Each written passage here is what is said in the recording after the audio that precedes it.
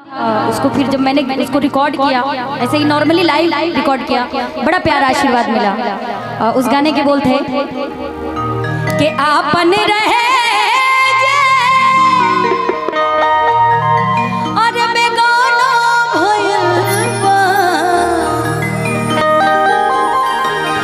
सनम दोसरा के दीवाना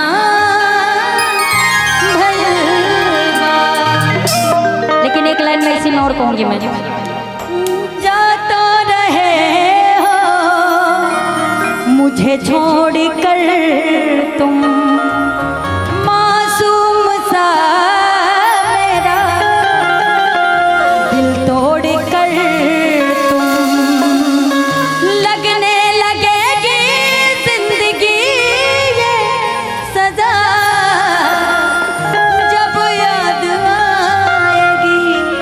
मेरी वफा,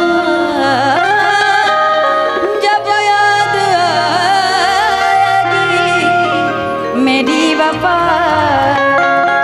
थोड़ा सा कि आपन रहे जे, थोड़ा सा हो जाता है मेजर माइनर, इधर उधर देख लीजिए कि आपन रहे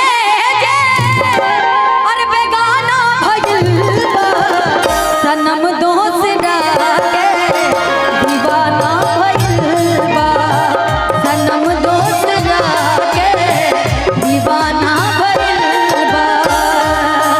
ऊ वादा सब ख्याल बहो, रुबला से अखिया लाल बहो,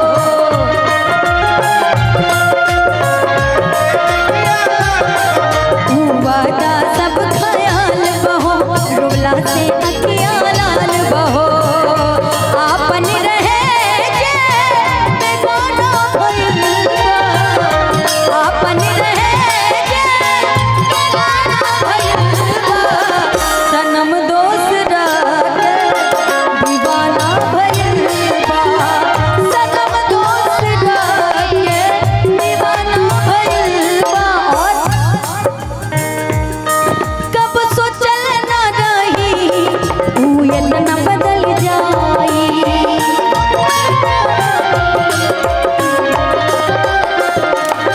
धड़कन में रहे वाला दिल बेत निकल जाई।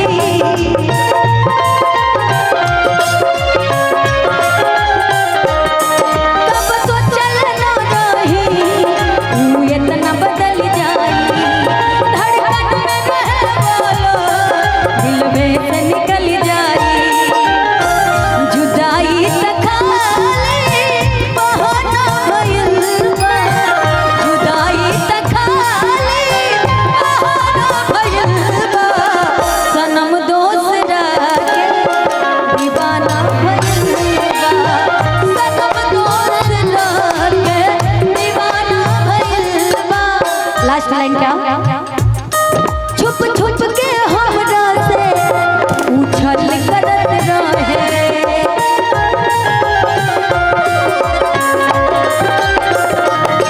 दूसरे से जननी दूसरे के कहल करत रहे।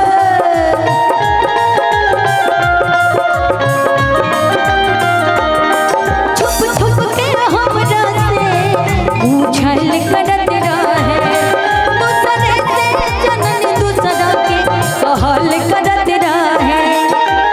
कहते हैं कि दिले उम्मीद तोड़ा है किसी ने, दिले उम्मीद तोड़ा है किसी ने, सहारा दे के छोड़ा है किसी ने, न मंजिल है न मंजिल का निशान है, कहाँ पे लाके छोड़ा है किसी ने। क्यों नया यार